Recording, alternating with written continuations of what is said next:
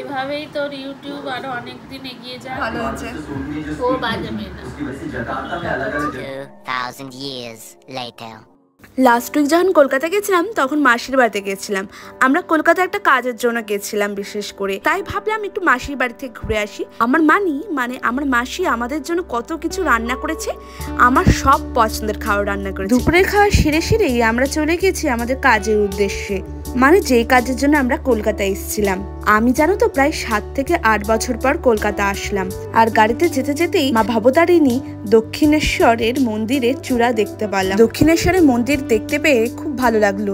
এবার যেহেতু সময়ের অভাবে যাওয়া হবে না, তাই মন্দিরটা দূর থেকে দর্শন করেই প্রণাম করলাম। আর আমরা যে কাজের জন্য গেছিলাম সেই কাজের শুরুতেই দক্ষিণেশ্বরের মন্দিরের দর্শন হলো, মানে আমি মনে করলাম আমার কিন্তু সেই কাজটা সফল হবেই হবে। আচ্ছা বলো তো, আমরা সকলেই স্বাধীন তাই তো, কিন্তু এই স্বাধীন ভারতেও নিজেরা কিন্তু স্বাধীন নয়। নিজের শখ, আহ্লাদ, ভালোবাসা, স্বপ্ন, ইচ্ছে এগুলো পূরণ করার অনেকেরই অনুমতি থাকে না বা অনুমতি দেওয়া হয় না। প্রথমে মনে করা হয় নিজের শখ, আহ্লাদ, ইচ্ছে, ভালোবাসা পূরণ করে কি হবে। আসলে যার ইচ্ছে, শখ, আহ্লাদ, ভালোবাসা থাকে সেই জানে তার মর্মটা কি। বাইরে থেকে আর 5 জন দেখে সেটা জাজ করতে পারবে না। আর যাদের সত্যিকারের ইচ্ছে, ভালোবাসাটা বেশি থাকে তারা সেই ইচ্ছে পূরণ করতে চলে যায় একটা নতুন জগতে। যাই হোক, আমার ইউটিউবে 1K সাবস্ক্রাইব হয়েছে বলে আমার মানি আমার জন্য কেক বানিয়েছে। দেখতে পাচ্ছ কতটা সুন্দর কেক।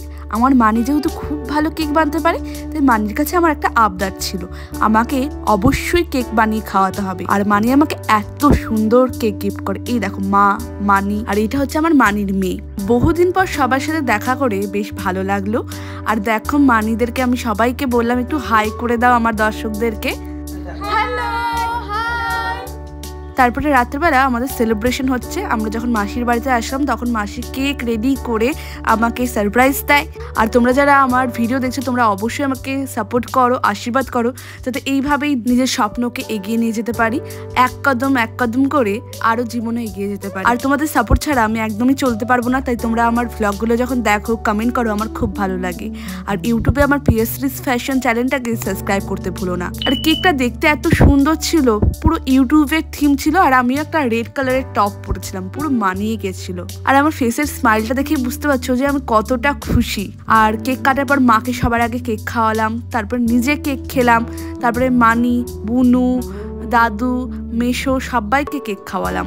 আর কেকটা চকলেট ফ্লেভারের ছিল, যেহেতু আমি চকলেট ফ্লেভার খেতে খুব ভালোবাসি। আর কেকটা অসাধারণ খেতে ছিল। আমার মাসি খুব ভালো কেক বানায়। ফ্যামিলির সাথে কিন্তু 1K সেলিব্রেশনটা বেশ জমজমাটি হলো। আর তার মধ্যেই আমি আমার বোনকে খুব মিস করছিলাম, কারণ বোন আমাদের সাথে আসেনি। আমি, দাদু আর মাই কলকাতা গেছিলাম। আর তোমরা যারা কলকাতা থেকে আমার ভিডিও দেখছো তারা অবশ্যই আমাকে জানিও যে কে কোথা থেকে ভিডিওটা দেখছো কলকাতার। নেক্সট স্যাটারডে অ্যান্ড সানডে আমি আবার কলকাতা আসছি। আর তোমরা যারা আমার ভিডিওতে ভালো ভালো কমেন্ট করবে, আমি কিন্তু নেক্সট ভিডিওতে তোমাদের নাম শাউট আউট দিব। তাই অবশ্যই সবাই কমেন্ট করো। মানির বাড়িতে কেক কাটার পর, সেলিব্রেশন করার পর আমিও অনেকগুলো কেক খেয়েছি। মানে আমি তো কেক খেতে খুব ভালোবাসি। আর দেখতেই পাচ্ছ যে আমি গপ করে কতগুলো কেক খাচ্ছি। এরপরে আমরা ডিনার করে নিলাম। আর ডিনারে ছিল রুটি আর পনিরের তরকারি, যেটা খুব ভালো ছিল খেতে। তো আজকের ভ্লগ এটুকুনি, দেখাবে নতুন কোনো ভ্লগ নিয়ে। ততক্ষণের জন্য টাটা, বাই। ভালো থাকবেন, সুস্থ থাকবেন সবাই।